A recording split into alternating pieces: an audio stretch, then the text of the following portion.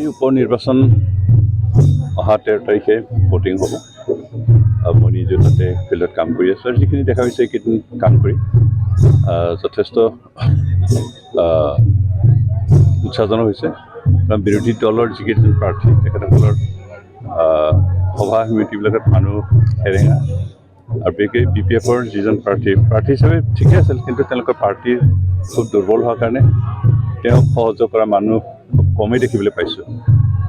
কেতিয়াবা বহু মিটিং তেওঁ নিজে অকলে কৰিব লগা হৈছে। তেনেকুৱা সহকৰ্মীসকলে ইমান সহযোগ কৰা নাই, কিয় সহযোগ কৰা নাই নাজানো, কিন্তু প্ৰায়বিলাক মিটিঙত অকলে ঘূৰি ফুৰা দেখিছোঁ। কংগ্ৰেছৰ প্ৰাৰ্থীজনকতো দেখাই নাই এতিয়ালৈকে কেনেকুৱা, কাৰণ তেওঁ পলিটিক্স একেবাৰে নতুন, কোনেও নাম শুনাই নাছিল, তেনেকুৱা মানুহ এজন থিয় হৈছে। সেইকাৰণে এই আৰু বাই ইলেকশ্যনত প্ৰায়বিলাক ৰিজাল্ট চৰকাৰ ফলতে যায়, চৰকাৰ ফলীয়া হৈয়ে যায়। যিহেতু আমি এতিয়া চৰকাৰত আছোঁ, সেইকাৰণে আমাৰ প্ৰাৰ্থী নিৰ্মল ব্ৰহ্ম, তেখেত আগতে MCLA আছিল আৰু একেবাৰে বড়োচিন ইউনিয়নৰ এটা সময়ত লিডাৰ আছিল। সেইকাৰণে তেখেতৰ যিটো ঢৌ তেখেতৰ ফলে গৈ আছে। সেইকাৰণে আমি এই নিৰ্বাচনটোত অনায়াসে UPPLৰ প্ৰাৰ্থীজন জিকিব, এই কথাখিনি আমি নদিক ক'ব পাৰোঁ। দেখা গৈছে নিৰ্বাচনী প্ৰচাৰৰ মাজত হাগ্ৰামৰ মহিলাৰ প্ৰতিটো সভাতে প্ৰমোদ বড়োক গালি পৰা দেখা যায়। এটা হাগ্ৰামৰ মহিলাই গালি পাৰাৰ বাদে একো কাম নাই, আৰু তেওঁৰ কথা তেওঁৰ কাম ৰাইজে এতিয়া গুৰুত্ব নিদিয়ে। তেওঁ যিমানেই দাম্ভালি মাৰি কথা কয়, তেওঁৰ কথা আজি বড়ো সমাজত নৰজে আৰু তেওঁৰ কথা কোনো গুৰুত্ব নিদিয়ে। সেইকাৰণে তেওঁ এতিয়া উপায়বিহীন হৈ যিহেতু জনশূন্য হ'ল, শিপা নোহোৱা হ'ল, সেইকাৰণে কি ক'ব কি নক'ব একো বিচাৰ নাপায়। অকল মাননীয় প্ৰমোদ বড়ো ডাঙৰীয়াকে গালি পাৰাৰ বাদে তেওঁৰ একো বক্তব্য নাই।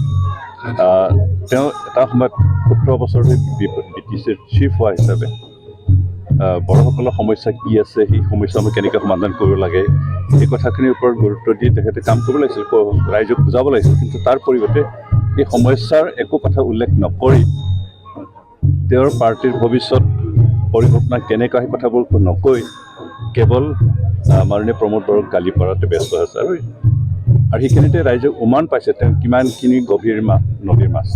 সেইকাৰণে তেওঁৰ বক্তব্যত কোনো গুৰুত্ব নিদিয়ে আৰু তেওঁ লগত নাই, তেওঁৰ পাৰ হৈ গৈছে।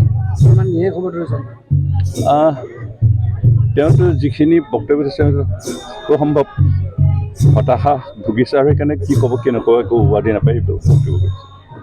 হাগ্ৰামা মহিলাৰীয়ে কোকৰাঝাৰত সোমাই থাকি আমাৰ গাঁও অঞ্চলৰ যোৱা 4টা বছৰ কি কাম হৈছে হোৱা নাই সেইখিনি কথা একো নাজানে। গাঁৱত আহক চাওক ক'ত কিমান হৈছে।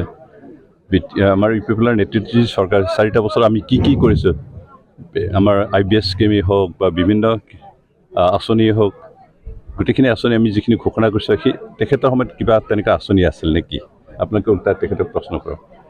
গাঁওবিলাকত আমাৰ অন্ততঃ বাক্সা আৰু ওদালগুৰি জিলা তেখেতৰ শাসনৰ সময়ত সম্পূৰ্ণ আওকাণ আছিল, অৱহেলিতো আছিলে, আৰু সেইখিনি অঞ্চলত আমি এতিয়া অন্ততঃ নতুনকৈ ৰাস্তা বনাবলৈ আৰম্ভ কৰিছোঁ, স্কুল ঘৰসমূহ মেৰামতি কৰিবলৈ লৈছোঁ, আৰু বিভিন্ন আঁচনি আমি লৈছোঁ।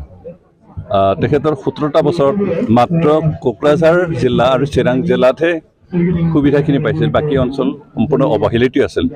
তেখেতে আহক ওদালগুৰিত গাঁৱে গাঁৱে ঘূৰক, বাক্সা জিলাৰ গাঁৱে গাঁৱে ঘূৰক, কি পৰিৱৰ্তন হৈছে চাই লওক, তাৰপিছত তেওঁ মন্তব্য দিয়ক UPPLৰ চৰকাৰে কি কৰিছে কি কৰা নাই।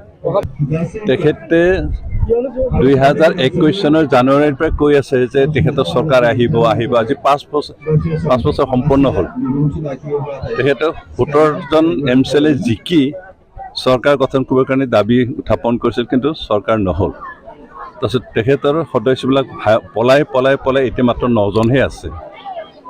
তেখেতে তথাপি এতিয়া চৰকাৰ হ'ব বুলি জনসাধাৰণক ঠগাই আছে, মিছা কথাৰে ৰাইজক ভুলাবলৈ চেষ্টা কৰি আছে। এতিয়া 17জনৰ পৰা 9জনলৈকে নামি আহিল। তেওঁৰ 12জন MLAৰ পৰা মাত্ৰ 3জনহে MLA হ'ল। আগতে অন্ততঃ এজন ৰাজ্যসভাৰ MP আছিল, এতিয়া সেয়াও নাই। এতিয়া কিহৰ ওপৰত ভিত্তি কৰি তেখেতে অহাবাৰ চৰকাৰ গঠন কৰিব, সেইটো এতিয়ালৈকে স্পষ্ট হোৱা নাই। তেওঁ UPPLত আহিব নাহিব, কিন্তু আলোচনা চলি আছে। তেখেতে যিহেতু হাগ্ৰামৰ লগত মিলিব নোৱাৰে বুলি মন্তব্য ইতিমধ্যে আমি গম পাইছোঁ, সেইকাৰণে তেখেতে ক'ত যায় নাযায় এতিয়ালৈকে সিদ্ধান্ত নাই। কিন্তু আমি আমাৰ দলত আহিলে আমি বেয়া নাপাওঁ, ভালেই পাওঁ। আমি আমাৰ কাৰণে আমাৰ দৰ্জা ইউ পি ফালে দৰ্জা সকলৰ কাৰণে মুকলি আছে। যিকোনো মানুহে আমাৰ পাৰ্টিত যোগদান কৰিব পাৰে, আমি বাধা আৰু কাকো নকৰোঁ। আনকি হাগ্ৰামা মহিলাৰো যদি যোগদান কৰিব বিচাৰে, আমাৰ দৰ্জা খোলা আছে।